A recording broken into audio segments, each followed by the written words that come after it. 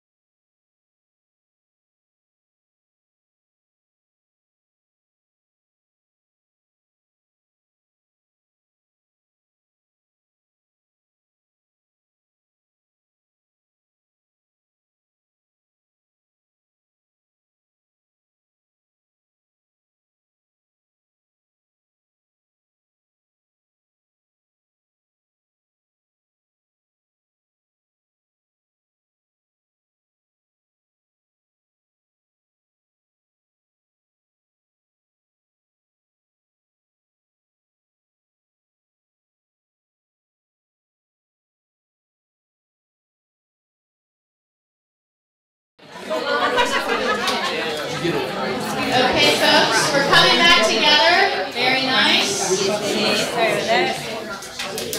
I was very encouraged at all the discussions that were happening in the small groups. Kudos to the Orange group who already put stuff on their wiki site. You rock. Yes. If there was a badge for posting on wiki, but guess what? There's still time because folks, maybe like the Black group said, oh, a reporter ad. We forgot about the reporter. But there's still time. Jot down the notes. Have somebody put it on the wiki. If you haven't logged on to the wiki site, if you haven't logged into your account, guess what? We have experts here who can help you do that. And it would be a nice way to jumpstart your process of getting you involved in the community. Some of you have been putting things on the comments page as opposed to the wiki. That's okay. That's all right. We're going to pull it all together. Don't worry about that. So if you didn't put anything in your wiki, what we don't want to happen is sort of to lose those threads and those really good conversations. So just jot some notes down. We're going to do a wrap up at the end of the day to make sure we're sort of hearing cross groups because there were a lot of different types of conversations going on. All really interesting. And some people reflected back to me that they really were thinking at sort of the two levels I was talking about, sort of the really deep implementation level and then sort of the big ecosystem development system building level. And I think that's great because that's what we want you to do. That was the point of having the foundation set the stage this morning and really getting you to see sort of where we are in the movement and what your role is and how this work is so important. So we're going to do some really interesting discussions this afternoon before we launch you into some deeper discussions with some experts. You guys started to do this already in the Q&A. You guys are like, we want to know about this, we want to have a conversation about this. Well, that's what this part of the afternoon is about. So we're going to be having 4 experts. I'm going to give them just a little bit of time to sort of pique your interest. But the good news is, each of your teams will have time with each of the experts. So we're going to be, we didn't assign you, exactly who should go to what expert in the afternoon. But we figured as adults, you and your teammate could decide you should go to what session, and you all will be able to hit all 4 speakers in the afternoon, right? So we're going to give them a little bit of time, and then we're not going to have Q&A during their discussion, but I want you to be sort of thinking about what they're saying, how it relates to your project, and how it relates to the ecosystem, so that when you have time with them, we're giving you a pretty nice chunk of time, like 45 minutes. That's when you're really going to go deep with them and really get into the nitty-gritty with them, okay? So I'm going to turn it over to Cathy, and Carla. I'm going to turn it over to Carla, Cathy, and they're going to start kicking us off on our afternoon. Erin?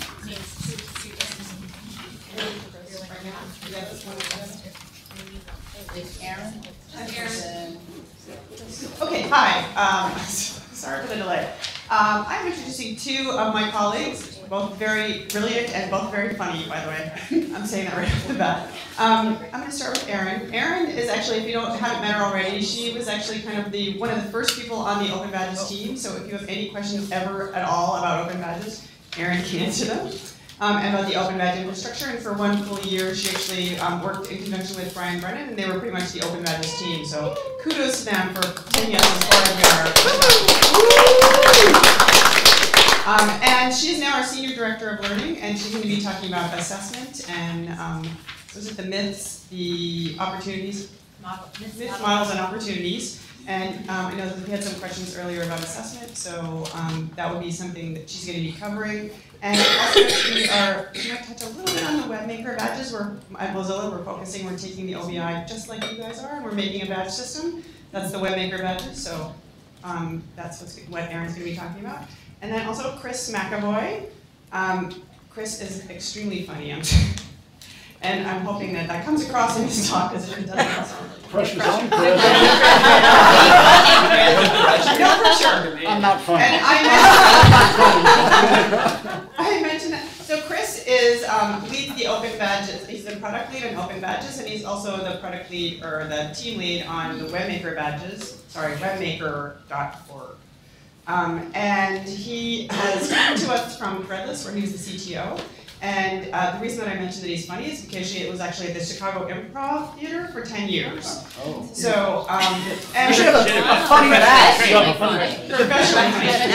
And he's published in the Linux Journal and also in McSweeney's. Wow. So, oh my God, this guy's awesome! And Chris is going to be talking about the technical aspects of the Open Badge infrastructure. So if you have questions that are technically based about how things are working, he'll be able to address that in his session. And that was the Mozilla people. Woo! So I'm not sure, Mandy, is it important to have people in the same order as the program? Let's do presentations in the same order, but if you want to go ahead. So I think it's going to be Carla, then Todd. Erin. Should I do that? Yeah. Oh my God. Erin. Then the second person we'll be talking to is Todd Edebohls, who I'm going to let you read his information in the program, but I'll just say a little bit about Todd. He was at Amazon for several years, worked on incredible things, including the reputation system at Amazon, and now is CEO of Inside Jobs. And he'll be talking about what we promised in the morning we would be talking about, is some of that relationship between what we're doing and the world of work and how that works. I have to say that I met Todd for the first time at the launch of the Open Badges Initiative at the Hirshhorn in Washington, D.C., where Secretary of Education Arne Duncan and others announced this new initiative. I thought I understood badges and reputation systems and peer badging at that point. I then sat down with Todd and started talking about how the kind of reputation systems that Amazon has and that Inside Jobs uses could be used to transform education in the workplace, and I felt my world spin. So we've got the brilliant innovator of badges, somebody who's a professional comedian before doing what he's doing, and somebody who spins your world around. The fourth person who's going to be talking today is Barnett Barry, who is an actual bona fide former school teacher. In addition to being just an absolutely inspiring philosopher and evangel about new forms of education. And even more amazing, he is a just-in-time, I can get it done speaker because of the Chicago teacher strike and other reasons. We had some people that were planning to be here today who could not. We knew Barnett, we called him, and on 2 days' notice showed up, which, I mean, boy, that gets a really great badge. So I think we've got a really interesting time before us, and as Carla said, 4 brief talks, then breaking out into sessions, 2 different sessions. Each one of the 4 speakers will be holding 2 sessions, so you'll be breaking in between. So one person from the team should be able to see 2 people. That means together you'll be able to see everybody. That's how collaboration works. So with no further ado, Erin.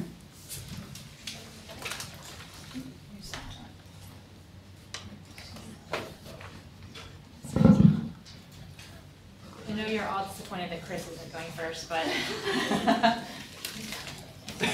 She's funny too. not professionally trained.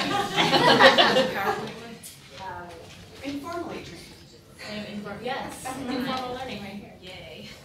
Okay, so assessment. So I was gonna just use my presentation to pick a fight with David Wiley, but he already did that, so. Bring it. I'm kidding, but so clearly, assessment WTF, right? Like, when they asked me to present assessment, it was like, oh yeah, sure, like, that's easy, right? Assessment is perhaps one of the most loaded words ever, right? It's both, well, it's a bunch of stuff, but it's like it's the actual thing that somebody's doing, it's the reviewing of that thing, it's the evaluation of the program, and I mean, people use it to mean a lot of different stuff, and I even heard it this morning. And so, if anything, I guess one takeaway from this is like don't panic, chill out. There's lots of different perspectives on this stuff. Hold it so it's awkward. And just for record, like on the right here is like if you search Flickr for the word rock, you get lots of different things. I love searching Flickr, so this is kind of the same thing with assessment. So first of all, there's going to be, again, lots of different perspectives. My disclaimers for this are that I'm certainly not the expert, so I know a lot about assessment. There's a lot of people in the room, including like Dan Hickey, who know a lot more or have even different perspectives. So a lot of this is just going to be kind of kicking off a conversation with you about the types of things that you want to explore and think about, and we'll go from there. So myth. Coming back to David Wiley's point, which he stole from my slides, but the myth is that badges equal assessment. This is not true. We are going to bust this myth. And as David pointed out, the learning and the assessment is something that happens before the badge is issued, right? So when you're thinking about your badge system design, the badges are essentially the credential or the recognition at the end, but the actual learning experience and how you assess that is kind of the meat of that is behind that badge. And in terms of the Mozilla infrastructure and even this open badges ecosystem that we're building, I think it's just important to reiterate that like what Mozilla is building or the sort of technical stuff is this kind of plumbing in the middle. But these 2 boxes that have the big red lines around them are where all of the meat, the good stuff happens. And you'll see that, again, those have big red lines around them. So they're not part of the technical infrastructure, but they're part of what you guys are already doing or already designing. So everybody in this room is in this kind of issuer side, where you are the learning providers, you're the ones that are building those assessments, having those interactions with the learners, and issuing those badges based on those experiences. Then they are stored or transferred through the infrastructure, and then people on the other end, which Todd will talk about, are the consumers, the employers. Those are the people that are then valuing those badges. And again, they're using the decisions that you made or the information that you provide about those assessments to then value those badges. So hopefully that's a little bit helpful in at least saying like it's not Mozilla's problem maybe, but no, but just saying like again, like the assessment is separate from the actual badge itself, but it's the information behind the badge. So the opportunity, and I don't know who put in animations, but so really it's a huge opportunity for you guys. There is a bunch of freedom and flexibility about what assessment can look like. There, again, it is the information that you're gonna put that is gonna live behind the badge, but you can make the decisions about what the learning looks like, what the assessment looks like based on the types of experiences that you're designing. But with it also comes responsibility, right? So again, we want to make badges and recognize learning in a way that that they're valued and that they have that they actually carry meaning and get people real results on the other end. And so some of that is the assessment decisions that you're going to be making. And so Robert said, assessment is the engine.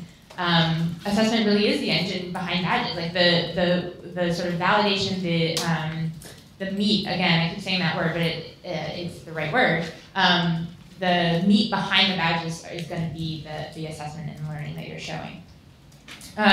So the other big opportunity with what we're all building here, and we're doing this in an open ecosystem way, is this evidence piece, right? And we've heard this word thrown around a bunch, and again, this is another loaded word, evidence-based.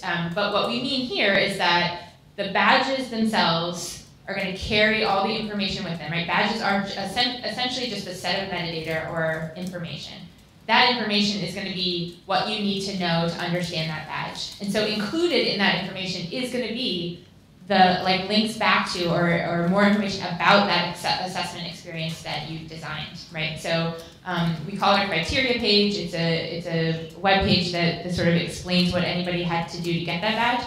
But in it, again, is the meat. It's showing what somebody had to learn and how that was assessed in order to get that badge. And then people on the other end, consumers, are going to use that to know how to value that badge. So that myth was busted.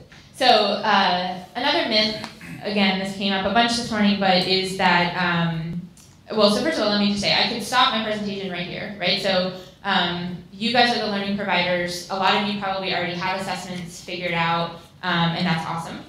And so really, that part of my presentation was just saying, remember that these are two separate things. If you already have those assessments, great, that becomes the meat behind your badges. But I think there's still a lot of people in the room, at least I've heard from some of you, that are still trying to think about the types of assessments you want to design for these learning experiences. And so the next kind of piece of my presentation is really just is helping give some guidelines and some sort of jumping off points for ways to think about it, at least our advice on ways to think about this stuff. So the next myth is really, again, is just that standardized tests or multiple choice tests are really the only way to do assessment in a kind of robust way. And I think many of us believe that that's not true.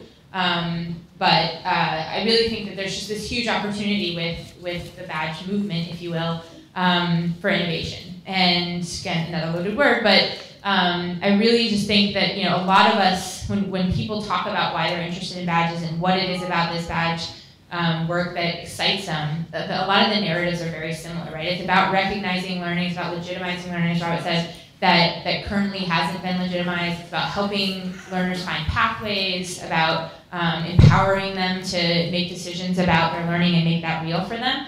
And so when we think about then assessment as kind of the engine or the meat behind the badge, I personally think it would be a shame if we sort of took on this fight, broke down this monopoly, and then just repeated the same types of assessments that are out there, right? So I just think there's a huge opportunity to really think about what the problems we're trying to solve and try to be innovative about assessments to fix those problems in a way that really addresses them. And so I'll go through. So this is for all the UNC fans in the room. So there's this beautiful man who's shooting a 3-point from Duke. I'm a Duke fan, which you'll soon learn. But so this to me is a good example of what I mean about innovation around assessment, or at least where I want us to get to. So this beautiful man is playing a basketball game, and he's shooting the ball, right? And there's a lot of skills that are involved in playing a basketball game, right? So it's mechanics of how you shoot, it's teamwork, it's reacting to things, critical thinking, all of that.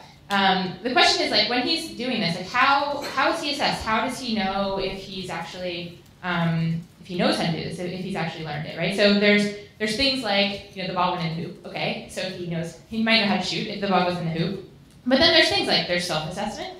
I did a good thing, right? There's peer assessment, the team getting really excited about things. There's authority assessment, like coaching, and then there's like general achievement, like did the team win? And then I just had to throw in, this was, a last second shot when we beat UNC last year, but that was just not fair. Yeah, that's specifically for Ruby, but no, but I mean, I love thinking about it this way because there was never a moment in these games where, he was like, oh, actually, hold on, like, I'm going to go shoot 25 three-pointers to show that I know how to shoot three-pointers, or hold on, like, I just did something for my team, like, I know teamwork.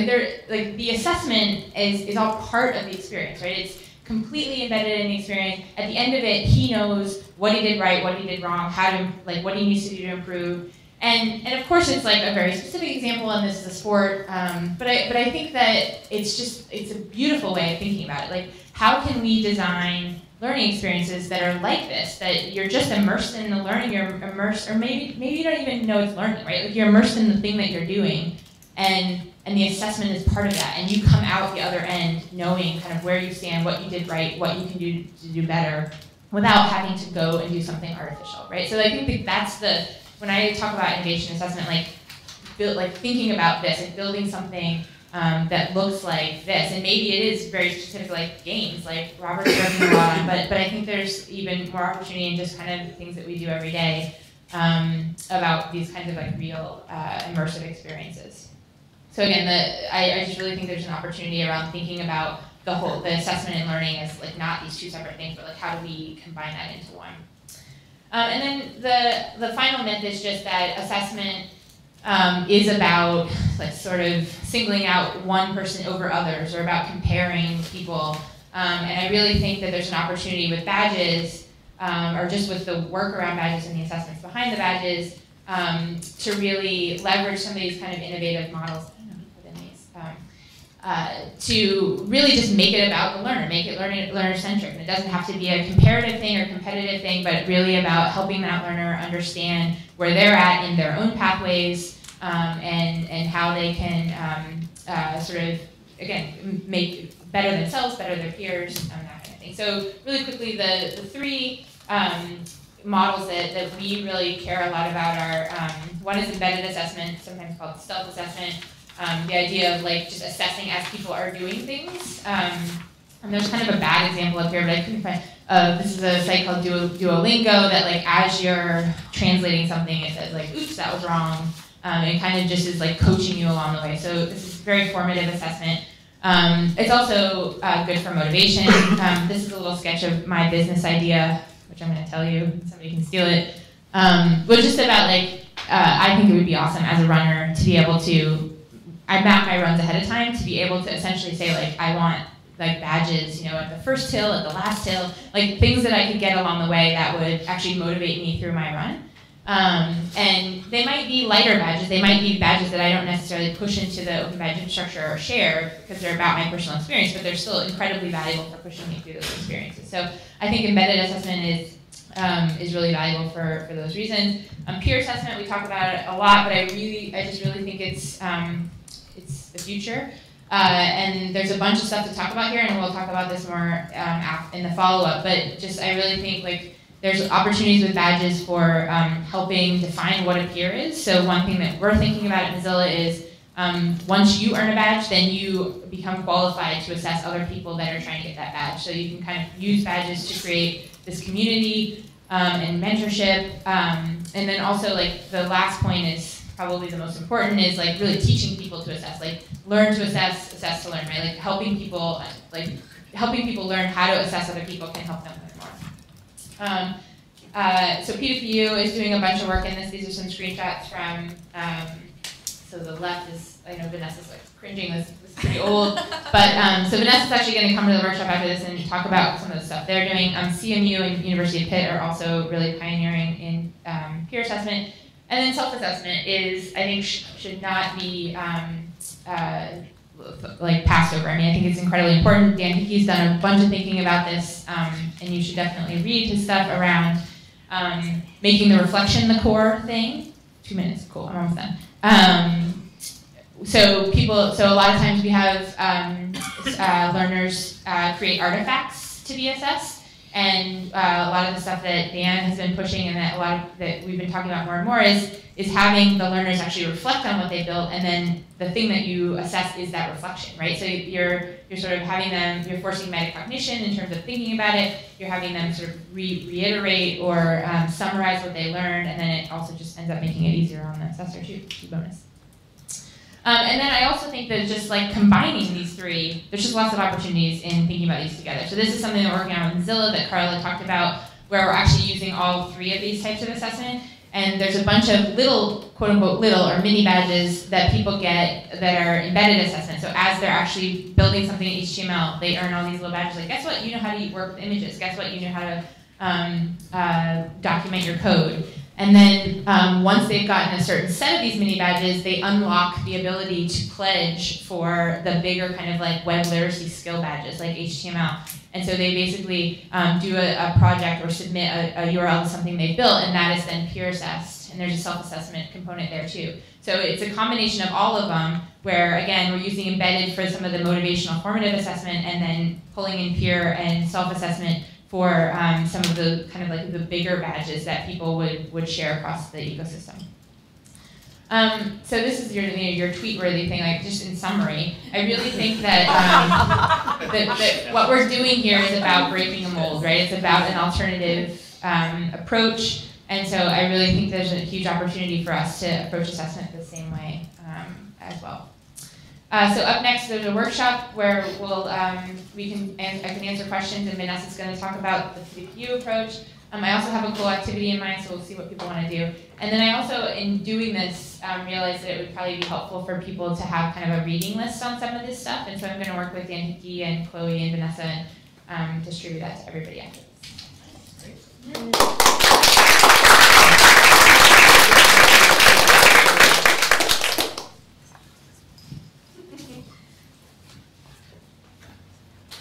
She looks nice, but you can see how mean she is. Just say it right.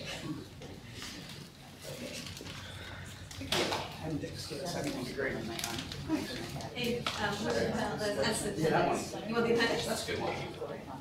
I didn't know if it mattered.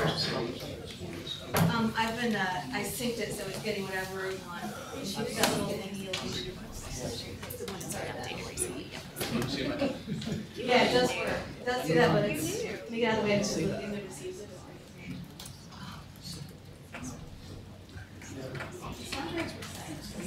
If you want to actually mouse, I would use this, but if you use a pointer, you can. Oh. Do you mind if I do the full screen?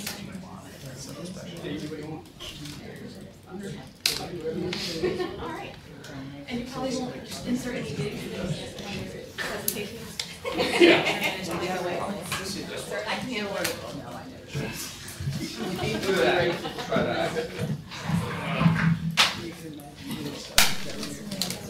Hi there, I'm Todd Edebohls. I'll do this. Hi there, I'm Todd Edebohls, and as was mentioned before, I spent 8 years at Amazon.com helping build new businesses there, and I left about 4 years ago to start a new company called Inside Jobs. And I was invited to help out with the badges process a couple of years ago, about a year and a half ago, and I've been really excited to be part of this. And I want to start out by telling you guys, congratulations, because you've made it this far. You've made it to the third stage. Right now you've got a lot of time and a lot of effort already invested in this. And I'm really excited for you for what you've already gotten to at this point.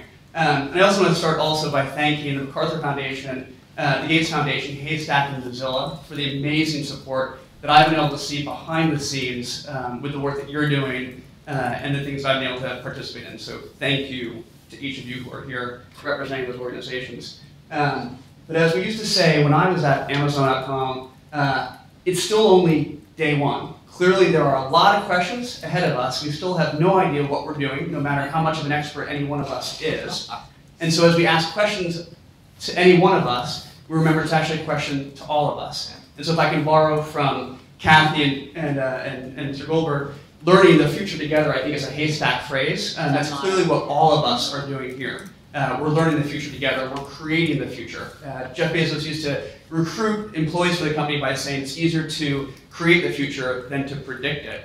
Right now, you are creating the future for the rest of society, and that's really exciting for me to be part of, so thank you for that. One of the winning badges criteria were to acceptance and adoption by learners, institutions, employers, and the general public. This is something you signed up for when you joined the competition, and this is what I'm hoping to influence you to think about as we work together. And I'll even, in fact, try to change this acceptance and adoption to acceptance and embracing, and not just embracing, but also evangelizing, getting people who are participating in your badge community to talk about it with others, to encourage others to be part of it. And so, as I was saying here, let's just go ahead and bear hug these badges and get other people to bear hug them with us. We've got, at Amazon.com this was now about 11 years ago, the company was growing incredibly fast. We started out that time as a books, music, and video business. We had added options, and we quickly had to hire a lot of staff. We had to hire staff to start new businesses like toys and games business, electronics business in '99. Clearly we had to hire new people that knew how to buy toys, how to buy hardware, how to buy cameras, how to create more tabs for the top of our store, a lot of software engineers. And that fast growth, of course, required all of this fast hiring. And while we could go off and look for people who were really smart, who were well-educated, who were themselves really literate citizens, and we could test to find out whether they were going to work long, hard, and smart, not just 2 out of 3, you had to work all 3. The challenge is we bring these people inside the organization, and they were awesome, but then they'd get inside the organization and have no idea how to get stuff done. Because there were certain things that were unique about Amazon that didn't exist anywhere else. At Amazon, it was so early on that we were creating new software that off-the-shelf software couldn't support. We had these homegrown systems that people would come into that had unique names that would puzzle everyone who was new to the company. Obidos, Farzea, Coupa, Corios, Kilos, which if someone went through and at that time searched Alta Vista, not Google, not Bing, you'd look up and you'd say, oh great, these are things that have to do with the Amazon River, that's cute, but still you wouldn't know what they were. I see Carrie smirking a little bit, because Carrie from Codify? Coterie, excuse me, from Coterie was there at the same time. So she has some of these stories about suffering through this weird vernacular, but not just the weird vernacular, but also the weird systems that you had to learn. And the problem was that we could bring these people in, and we could teach them these new systems, but it was a hard time to keep track of the success that one person might have for another. Therefore, it was hard to figure out who to promote as we were fast growing. That was the pattern that Karen and I were talking about earlier today. We'd hire really smart people. We try to figure out who was learning most quickly so we could advance those people. And I mentioned here, they'd also hear acronyms that sounded offensive, but really weren't. At Amazon, we had discovered that we had a lot of things in inventory, like 5-gallon buckets of nails that we were shipping for free. Clearly couldn't realize any profit, and so we had initiatives like get the crap out, or get for products that can't realize any profit. So these new employees were often offended by these phrases. So back in 2001, this is a much, much younger Todd Edebohls. In 2001, we created these badges to recognize a few things. One, to recognize skills that someone had, to recognize behavior that represent their values, and also to recognize participation, because clearly in creating our company culture required us to participate not just in corporate structured meetings, but also in cultural events. And so up here, and I've listed them here so that you can sort of understand the legend. The first one in customer connection was recognizing that in the C2CS, it was recognizing that executives of the company, people who were vice presidents and directors, which was the top 100 people in the company, were required to work in the customer service center to really understand what customers were emailing in about or calling in about. And so you had to sit through in the customer service area and learn that skill so that you could then empathize with the customer. Same thing with the C2FC, work in the fulfillment center or the warehouse where we had to pick, pack, and ship books, music, and big wheel trucks and things like that. And so those were really, those were tasks that we had to understand to advance the company, but we were also required to complete those tasks. Those were not optional. We also had these value badges. There was no requirement to help recruit new employees in the company, but we did want to recognize people who did that, who helped improve the company by bringing in new employees. And so those people who brought in a person who actually started the company and stayed for 90 days then would be automatically given the referrer badge. The other two were certainly a little bit more participatory and cultural. This picture on the right is in fact former Time Person of the Year, Jeff Bezos. I'd like to point out those guns, that guy's strong! That's him playing broomball. Broomball is played once a year at our company picnics. And if you were a member of the team that won that year's picnic, you got the broom ball badge. And then Tatanka Platinum was simply a buffalo wing eating contest among a group of engineers. And so if you ate 25 wings, plus also 5 pasties, which are, you dredge the wing in really cold sauce, you received the platinum badge. Very proud owner of the platinum badge. So that was in 2001. So Amazon was creating these badges out of necessity. We had to figure out some way to recognize and incent employees for the behavior that we wanted to get out of them. We also had to understand as managers which employees to pick out of one group and put into another as we were growing the company. It worked so well back in 2001. This is still what's happening today. So here we are, flash forward about 10 years later. This was pulled off the Amazon.com intranet just a few days ago. And you can see a couple of the same badges, and there's new ones that now exist. So this fellow has received the badge of mentor. He participated in the Social Media Hack Day of 2010 as a judge. So it's a participatory badge. I'm not certain what 100% peculiar is. I'm a little anxious about that. And so forth. He only got 10 wings plus 5 pasties, so he only gets the classic with the gold badge. But again, Amazon's continued to do this because it recognized that there's a way to incent the employees to have good behavior. The other thing it does is it creates communities inside the organization. So that when I would walk into a room in a meeting with somebody I didn't know before, I could use this as a cultural touchstone, something to break the ice with. Oh, I didn't see you there eating chicken wings. Oh, that's good to know. When did you go there? Who were you with? When did you actually achieve that badge? And so that's also useful. I make reference on the top here to phone tool icons because these, inside the Amazon.com corporate environment, these show up on the intranet phone directory. And so internally, as you talk to any Amazon.com employee, you'd mention them as a phone tool icon, what you and I know as a badge. So these are things that have been working well for Amazon, but there were things that were particularly good about how Amazon implemented this. The first thing that I think that Amazon.com did incredibly well, that I'm hoping that might influence how you choose how to implement badges in your communities, inside your organizations, is we chose, when we launched badges in the first place, to first create badges that were granted to leaders in the organization, people, employees who other employees looked up to. And so it became something of envy. So in this case, it was the customer connection badges, which we knew that we could retroactively grant to people who had already performed that set of tasks to receive that badge. And that's what number 2 mentions. I also got my broomball badge retroactively because we started badges in 2000. I had earned my badge we started badge in 2001. I had earned mine the year before, so they just gave me the badge because I had some evidence that I'd actually succeeded there. The other thing we did that I think worked well for getting badges to be socially interesting inside the organization was that we used them to recognize required achievement. So in many cases, employees had no choice whatsoever. They just got the badge because they were doing their job. They were doing their job, so they got the badge. But what was nice about the badge was that it influenced them to do their job sooner, to essentially advance their work a little bit earlier in the timeline than they might otherwise have done it. So it was up to the executives to decide when was it that they would go out to Reno, Nevada, or McDonough, Georgia, or out to Delaware to go work in the fulfillment center and understand what happens inside of picking and packing and shipping. But you were somewhat embarrassed if you didn't have the badge, but all your other peers inside the group did have the badge already.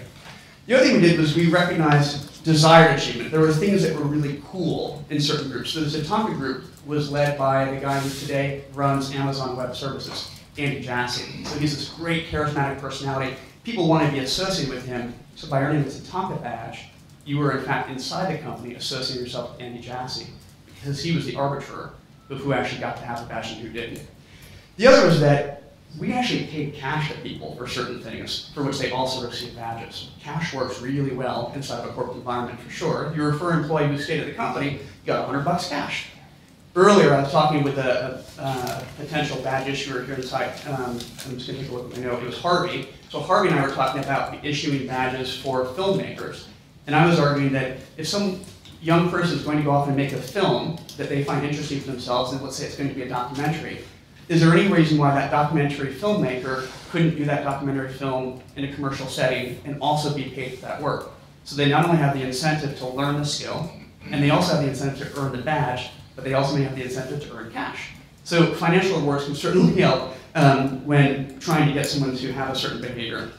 The other thing we did was fairly straightforward. Inside the organization, where there's a physical environment within just 3 buildings at that time, we put up big posters that encourage people to earn certain badges and also help explain the badges. Because one failure we had when you looked at this, is that you couldn't click through and understand what any one of these badges were. You had to know socially what they actually were.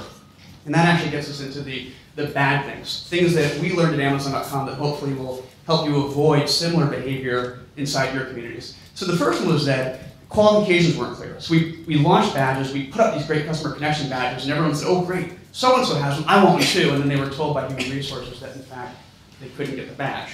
So then there created some envy, created some jealousy among people who couldn't satisfy that jealousy. The second was that we weren't incredibly clear about the qualifications for who actually could create a badge.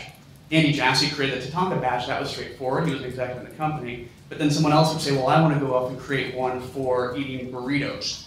And then all of a sudden the burrito eating badge was not permitted, and so there was no clear explanation of why the burrito eating badge was not permitted, but the buffalo eating wing, which is some kind of culture. The other was that it didn't apply to all workers evenly. So Amazon has a wide range of employees today internationally. It includes the white-collar employees in headquarters in Seattle, and what might arguably be the blue-collar employees down in the warehouses. And so the warehouse employees weren't in front of their PCs or their computers all the time, so they wouldn't see badges, so they meant nothing to them. If you asked a warehouse employee, they wouldn't have an idea.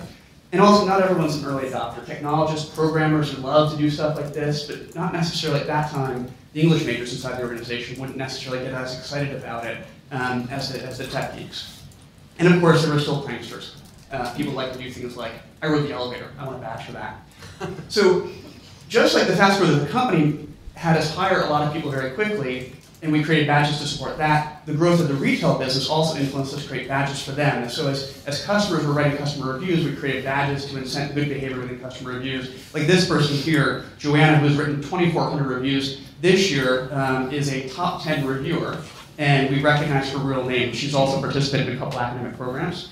And the good things about that was some of the badges we used actually had really useful, very obvious names like real name. Real name meant that the name that appeared on the site was actually your name. It was the same name on your credit card statement. And we also recognized that having badges that had numbers associated with them, where you could stack performance, also became very useful. Some of the problem, though, was real names aren't useful if you have a very common name. It might be your real name, but not all that cool. And when we initially created badges like Top 10 Reviewer, the challenge, of course, was that next year, that didn't really help who was the next Top 10 Reviewer. And so I'm excited that Joanna wrote 2,400 reviews, but the #1 ever commenter on Amazon.com has written 27,000 views. She would always be a Top 10 Reviewer if we didn't refresh that once a year.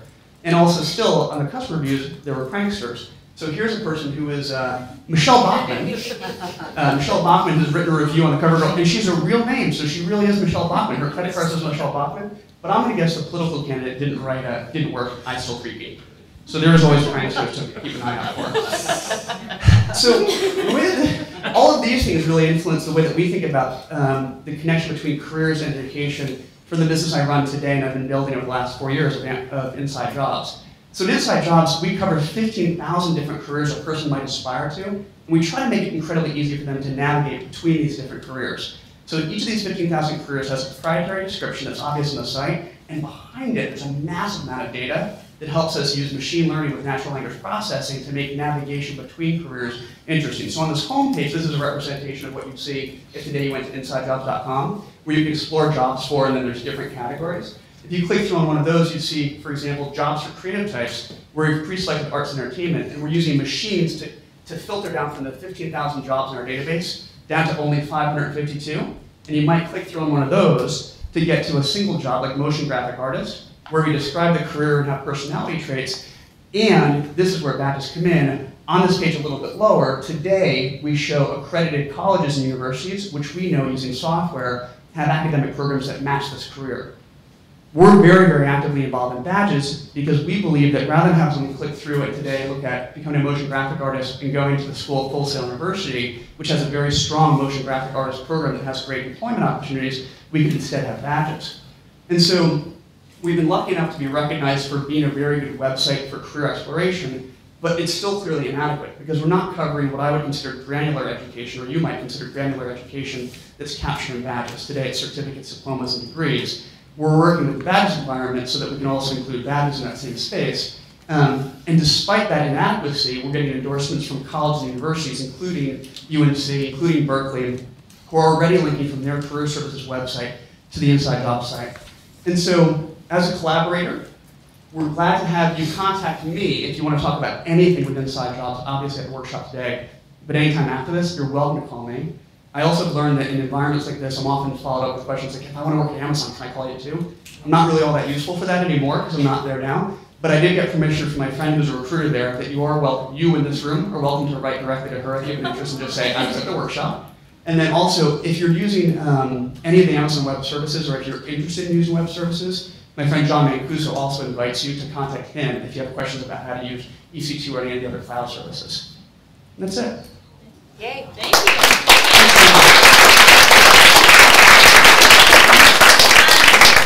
Let's just stand up for a second, shake it out a little bit. You guys have been sitting. We have 2 more speakers. This is like hopefully blowing your mind a little bit, hopefully sending you in 10 other directions than you thought about.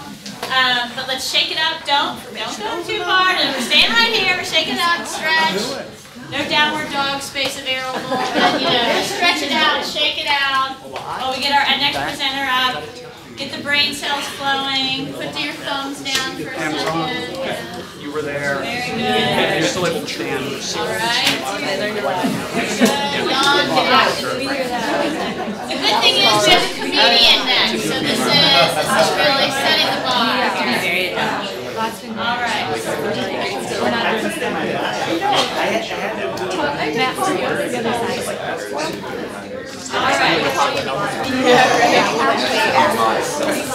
And I'm trying to Stretch it out.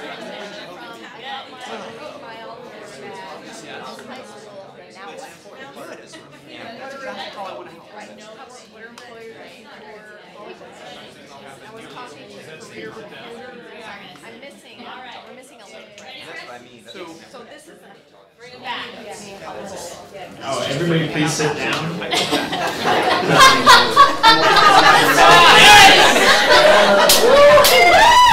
This is really funny. I'm also very sensitive. I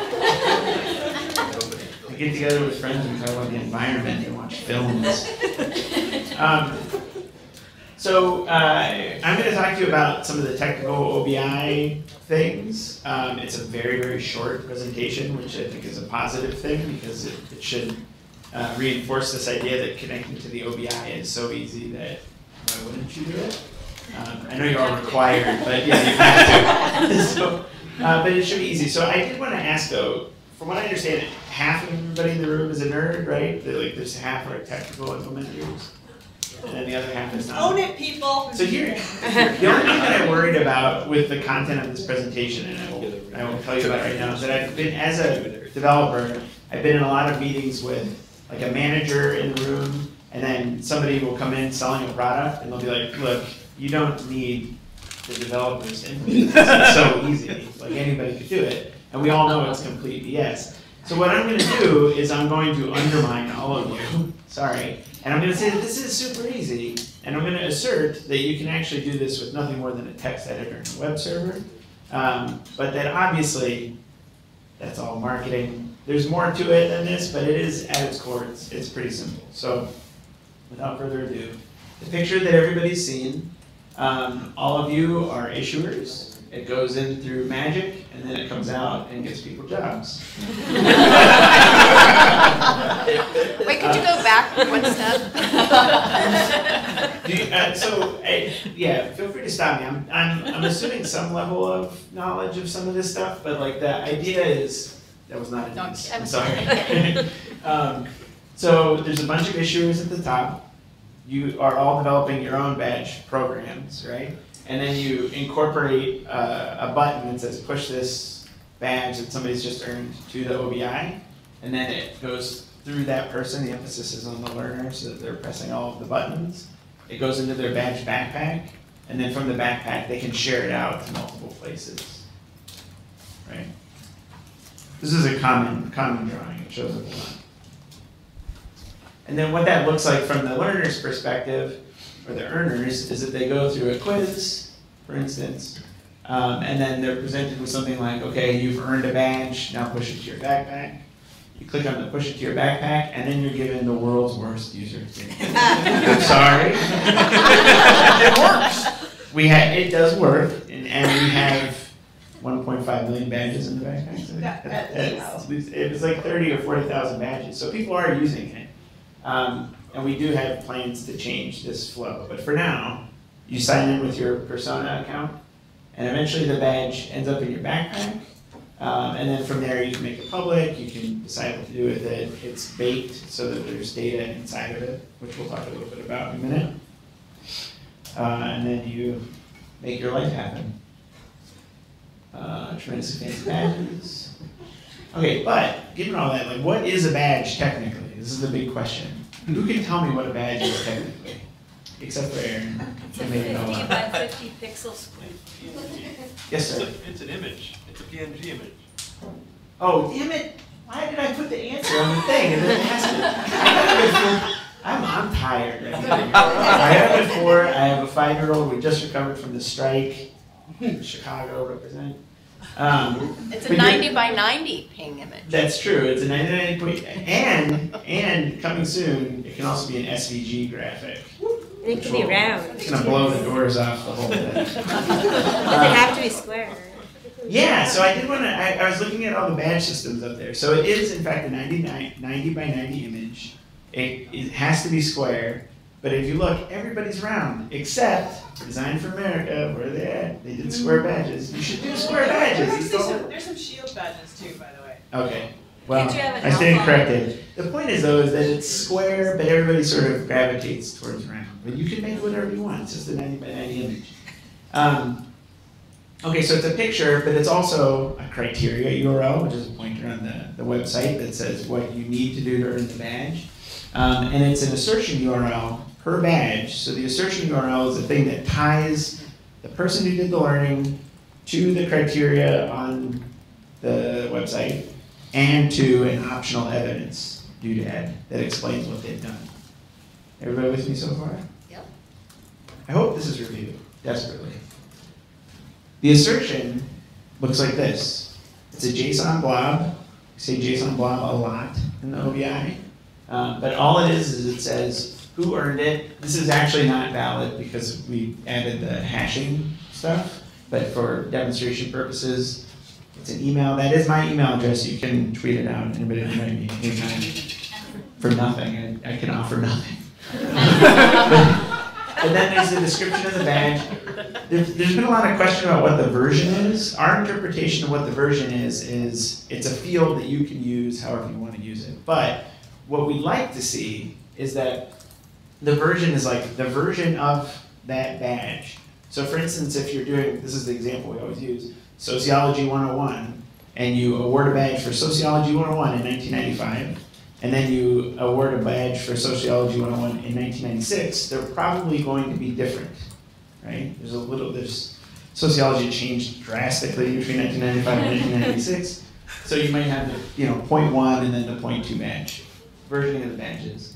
The name is self-evident, the image, that all important, not necessarily round ping. Description, just a description.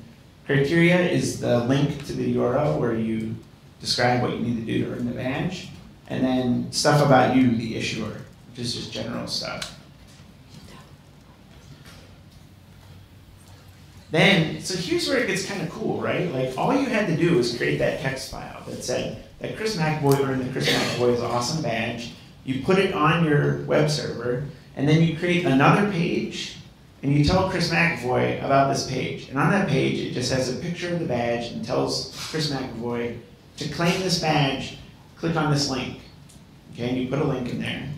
And then when the link gets clicked, you fire off a JavaScript event. We're nerds. JavaScript event that calls this issuer.js script that we host for you. And then that whole modal dialog just pops up magically and everything happens. So again, it's creating a text file and then creating another file where people click on a button. What you get from it, and what you can optionally do yourself, is you can bake the badge. So as soon as the person pushes the badge to the backpack, we take all of that metadata, sort of, and we put it inside the ping so that the badge becomes portable, right? That's what this baking process is. Sometimes it can confuse young people. but it just means that the badge can be moved anywhere you want it to. You can email it and people can verify it. Provides portability, and then I give a ridiculous link to GitHub. Okay, so what have people been doing with this? This is kind of the meat here. Like before we go, how many people actually are issuing badges right now? Okay, is anybody not? Like, is anybody have not gotten? And don't be afraid. I just want to make sure that we talk before. I'm here all week. I'm here until the end of tomorrow. Okay, so you haven't done badge issuing. This is news. Okay. So, for the record, it's really, really easy. But there's also options, right? Because all it is really just creating text files. All you're doing is, I was in another meeting, this is not a comedy routine, but I was in a meeting one time where the developers were asserting that something was difficult. And somebody else who was not a developer said, yeah, but it's just a bunch of text. Like implying that programming was really just typing.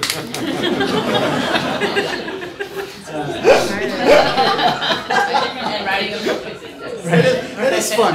It's fun. And it was funny, I laughed, and then I quit. Which is actually not that's 100% true. So, but in this case, like it's a relatively simple file format, and it really is, at some point, just about generating these files so people can get to them, okay? So if you think of it in those terms, then it's relatively easy, not to discount some of the things that I'm about to show, but it's relatively easy to create a framework for creating OBI compliant badges. And so I wanted to highlight two of them that have come out recently. Carrie. Just released this like 2 days ago, 3 days ago? Tuesday. Wow. Has created a Drupal. I'm not super Drupal-y, so sometimes I don't know the right term. But you said Drupal-y. Drupal-y. Oh, is that's what they actually say? That's weird. It's a weird word. I wasn't saying it kind of derisively. I'm sorry.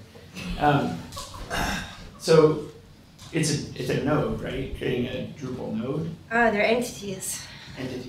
Okay. Yes. So, and Drupal is fairly common in the content management world. So by Carrie creating this, it says like 50% of kind of totally fake numbers, but 50% of all content management systems in the world are now badge enabled. Woo! You can clap. And then the other 50% are WordPress blogs. And we have them too. And we've actually got it to the point now where if you want to issue a badge in WordPress, you can just install WP Badger, like it's listed in the marketplace. The thing is though, is that WP Badger is really focused on this idea of like giving a badge to somebody in person. So somebody takes a class and then they're issued a badge offline. But I think where it's going to head eventually is closer to what I believe you're doing, where it's like the badge is issued based on things that they're doing. Right now, it's about awarding individually, but that can be added later. Okay, Yeah. cool.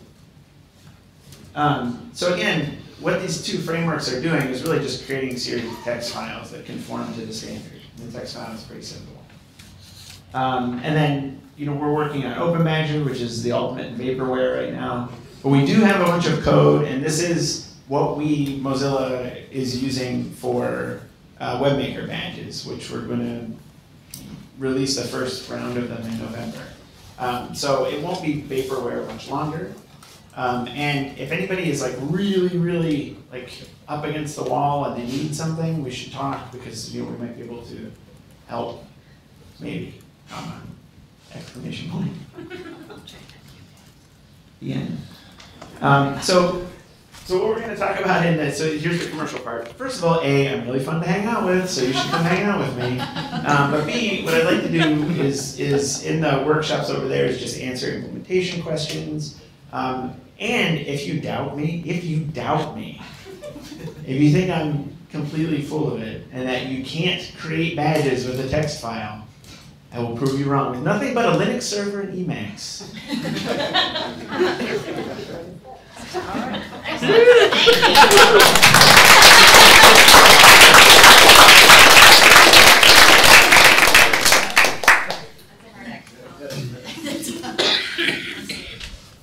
Okay, my name is Barnett, and geez, Cathy, I will say, you could not have taken us from the micro to the macro, and back to the micro, and then back to the macro in an hour and 15 minutes, and better than that. It's like bungee cord jumping off the Golden Gate. That's what we're trying. Okay, great. Okay, now I think I got it. We get the bungee bag? Right, yes, exactly. So what I would love to do first is just tell you just a slight bit more about me, so you can kind of understand where I'm coming from, because I'm going to make a pitch to you.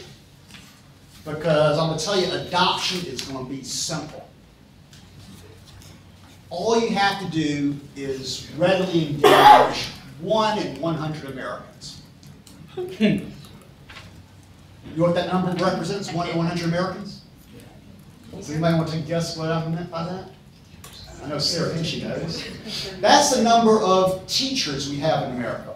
You look around in a room, we're about 80 in here, right? Well, we got 1 teacher, okay? Go down the street, see 100 people, you'll see a teacher. 1 in 100 Americans. That's a big number. A lot of people out there who are teaching, who actually know a heck of a lot about how to get this thing to scale. I'm going to make a very quick pitch that the problem in American public education, which comes to the Common Core, and other ambitious reforms that many foundations, including the Gates Foundation, and of course the terrific work of MacArthur and others to advance audacious forms of student learning, it's not resting on the fact that we have poor supply, or low supply of really good teachers. We've done a terrible job today and historically in drawing on the extraordinary teachers that we do have. Maybe not 1 in 100 Americans are extraordinary teachers, but we have far, far, far more than you can imagine. And I'm going to just, at the end of the day, and in more details, and of course the Do Not Pitch for our workshop, which, by the way, this one has only taught 3 years, and that was a long time ago, and I never was very good. Actually, Sarah Hinchy, one of 2,000 teachers in our virtual network, and has been doing extraordinary work in what might be called virtual Japanese lesson study with about 24 other board-certified teachers in this country. And by the way, Robert, thanks to the Gates Foundation, which supported this work of last year. And by the way, Motorola helped spawn this idea about 3-4 years ago. But anyway, so Sarah's going to be in there with me, and she's the real deal. So we really want to talk about how to really engage teachers who are going to do the work with you. This is the one who'll have all the answers, not me. So what I want to do in the next 10.5 minutes, because I've already used about 2.5, and it's kind of caffeine time, right, soon, and I'm very aware of that, is just kind of hit a few big ideas, do a quick dive into some imagery where we'll have some video of a real teacher trying to teach to the Common Core, okay, in our workshop. But then kind of jump back out and kind of give you some ideas about how, indeed, we can actually engage the profession that makes all others possible here in America. So let me first just kind of say one more thing about us as an organization before I go to the Common Core. We have been for about 13.5 years in business. Of those 13.5 years, I'm a recovering academic. I used to be a professor after being a teacher for a few years and all that stuff. But in the last 13.5 years, we've rapidly evolved of late from more of a think tank to advance teaching as a profession, a results-oriented profession, to more of a teacher leadership collaboratory, where our goal is to, and even more so now than ever before, is to connect, ready, and mobilize teacher leaders, primarily in virtual space. They're extraordinary talent, and they are ready to go. But a couple of quick things about when you think about the Common Core, and this slide behind me just gives you a little bit of the quick facts. And Sarah, thank you, Sarah. There you go, teacher. It gives you a few quick facts about where things are, and I believe even Robert earlier today mentioned the assessment consortia, and it's no question about in this country of ours, We tend to respect what we assess, and if we don't get the assessments better, more robust and more focused on deep learning, then we're not going to be where we need to be.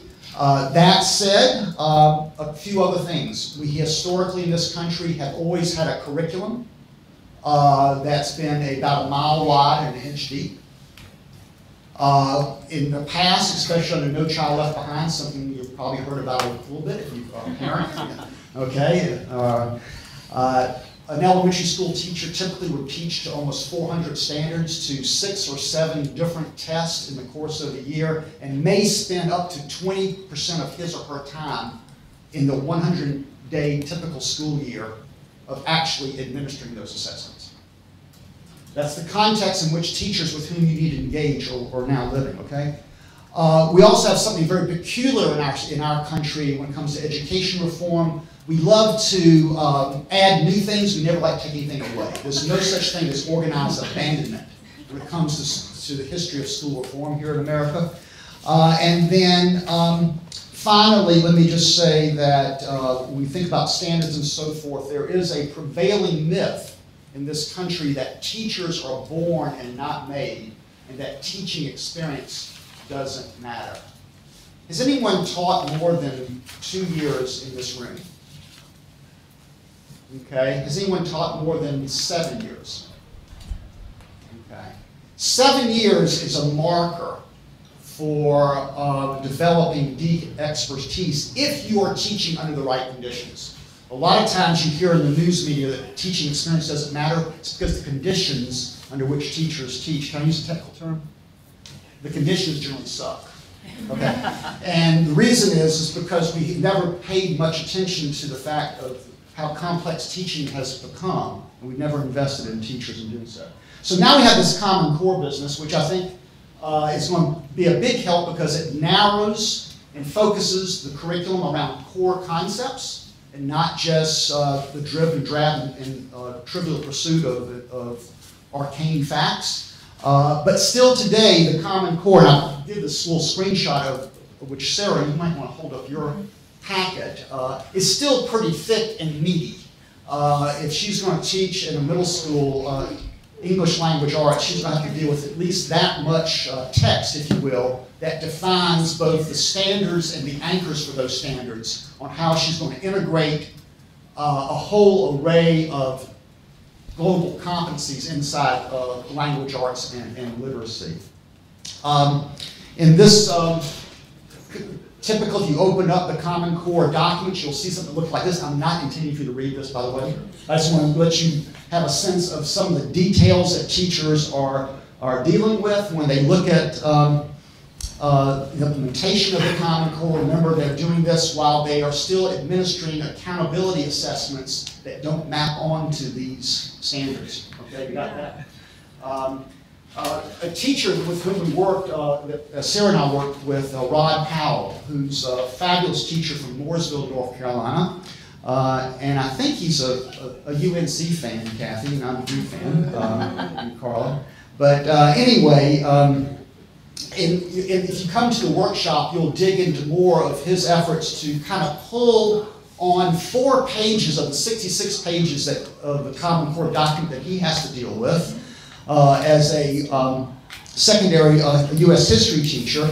And you can see him how he begins to shape a lesson or begin to frame the lesson and the scoring that he's going to use to help his students develop an argument of essay that addresses the industrial and political innovations of the Gilded Age. Okay? So in this 4-page lesson that the 4 pages that he drew upon took him about, what, 13 days to implement, right? Okay, so there is a lot of complexity into how and why Rod did what he did, and he was helped a great deal because he was part of a virtual community where he actually was sharing student work as well as videotape images of what he was doing in this classroom. Now you got to realize that Rod is working in a state that in some ways values what he's doing, but in some ways doesn't. And fortunately, but he is in a district that does connect teachers in ways that most teachers around this country are still not connected.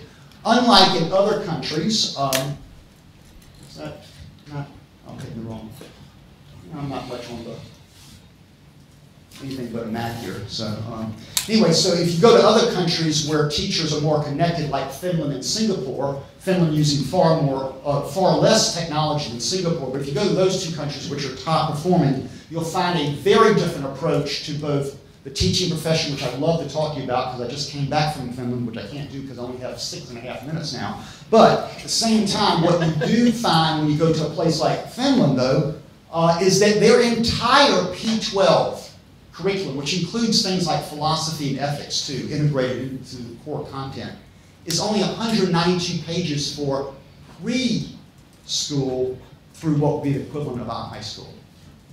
So your English language arts is 182 pages?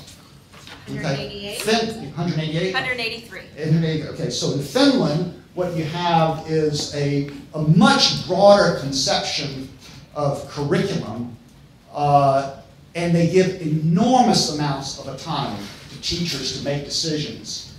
And every one of them goes through a teacher education program that makes sure they are well tooled in formative assessment. And those formative assessments inform the local authorities so that even when you go to Parliament, which I did just a few weeks ago and asked the chair of the Education and Culture Committee, who by the way is a social conservative, not a progressive, okay? They would be the equivalent of our Republican Party in Finland, the Social Conservatives. When we asked her why they did what they did and why they allowed teachers to teach the way they did, you know what her answer was? We trust teachers. Very important point. Not quite this case here in the United States, where what I would call the teacher policy landscape has been and continues to be quite chaotic. And we began to talk a little bit about this earlier today. But let me just give you a couple of quick highlights to build upon some of the other points that I made up to this point, and kind of the context in which, God bless you, you will be working and selling these badges to people who are dying for something new and innovative and useful and fun and rewarding and valid. We have a $680 billion public school enterprise, depending on how you count the dollars. Big enterprise. A lot of people are vying for some of those dollars. We have a $16 billion annual testing industry. On top of that, we have about an $11 billion industry of folks engaged in next generation learning supply products. And maybe some of you guys would fit into that industry at this point. We have 1,200 education schools and 600 alternative certification providers, and they're all over the map, good, bad, and ugly. I can hear the Clint Eastwood soundtrack from the movie from, many of you are way too young to remember that movie, but that's what I'm thinking about in my head as I say that right now. But literally, and one might say Finland, which only has 8 institutions of higher education, well, it's a small country. Well, here, we're in North Carolina, right, Cathy? Yes. So this state has about the same number of people as Finland. We have 51 university programs that prepare teachers in the state of North Carolina. And we have who knows how many alternative providers as well. In Finland, they have 8, and everyone who goes to those 8 programs have the same solid approach that, by the way, is now including modules that I was showing Eric earlier today, modules that are pushing their future teachers to come into teaching before they even had 1 year of experience, to know about social media, edu-game programming, working with highly mobile children, using tools like Second Life and so forth to help kids learn and experience worlds they would not otherwise. Anyway, that's the system that we have in Finland, not here in this country, and with our enormous number of ed schools and alternative providers that are all over the map. Remember, I have constantly had a situation where we actually will raise standards. And we have done so in the last 10, 15, 20 years. A good bit, but we never enforce them. Because the reason is because policymakers don't want to pay for teachers who would cost more if you actually enforce the standards. We spend $8 billion a year. You guys need some of this money, by the way. We spend $8 billion a year. We talked about this a little earlier On teacher salary increases, and Robert, I bet you know this number. I know my friends at Gates have used this number too. $8 billion in salary increases for teachers who earn master's degrees or other advanced training, which may or may not mean anything. Okay? And again, that's all over the map too, but $8 billion a year is a pretty big number. That could be applied differently for folks who are actually earning badges of merit and worth. And I think, and Robert, you know some of this policy landscape, I think decision makers from all kinds of political spectrum are hungry to use that money differently. And Sarah is one of 100,000 board certified teachers, and earlier today, if you were here, she said a little bit about that process. While it's still a small number relative to 3.2 million teachers in public school classrooms around this country, there has not been one bit of federal strategy to utilize those 100,000 teachers, who, by the way, if you don't know the process, we know they've spent at least 300 to 400 hours in a given year analyzing videotape of their work, looking at student work as well as test score data, making sense of that, saying what happened and why. They are highly analytical teachers, and there are 100,000 of them in this country. They'd be good badge developers. Okay? I didn't really say that, did I? And then finally, two more pieces of information I've got to share with you. One is that this is kind of, when I went back to this whole thing about 7 years, is kind of a minimum of what it takes to really be expert at your practice. If you're working under the right conditions that don't suck. Again, that's the technical term. Unfortunately, right now in the United States, the modal year of teaching experience is 1 year. We have a 17 or 16.7 overall annual teacher turnover rate. And we have more and more teachers retiring. And we have budget cuts and superintendents more than ever before wanting cheaper and cheaper teachers.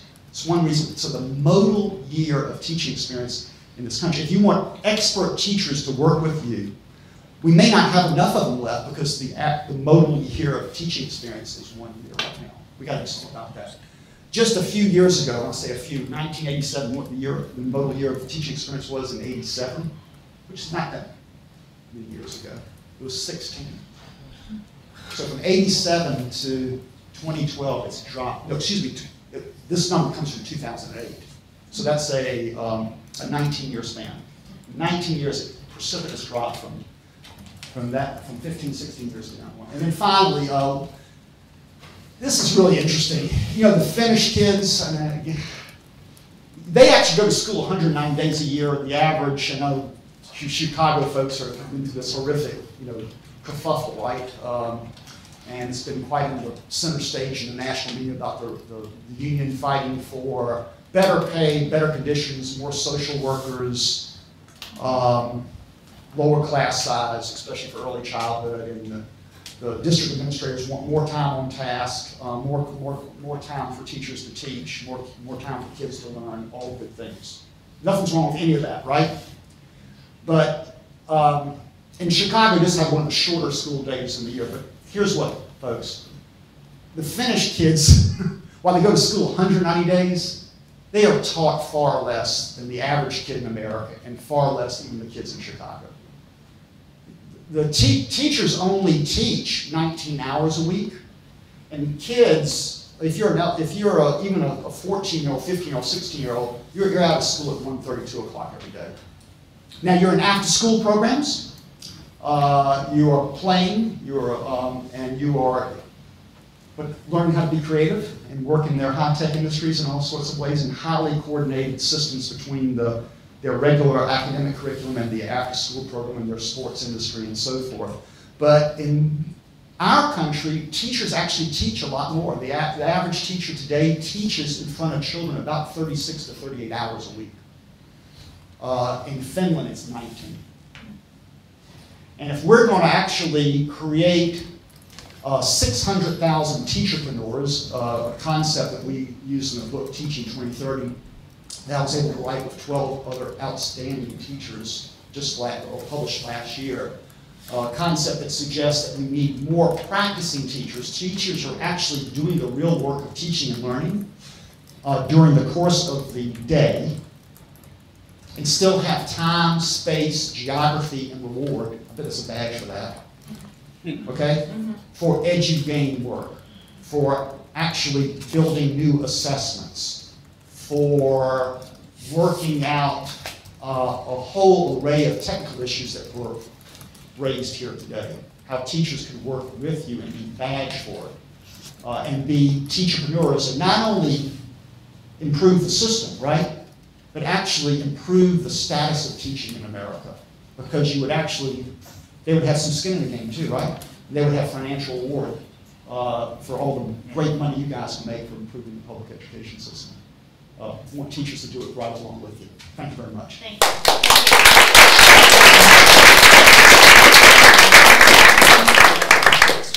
Thank you, and to think that he had 2 days' notice to put all this together is fantastic. So you have heard, you have been charged with a lot of different things to think about in this sort of space, very, very quick space. We said do a little bungee cord with your brain as we moved you back and forth. So here's the good news, okay? We're going to have all 4 of these experts in a room, right?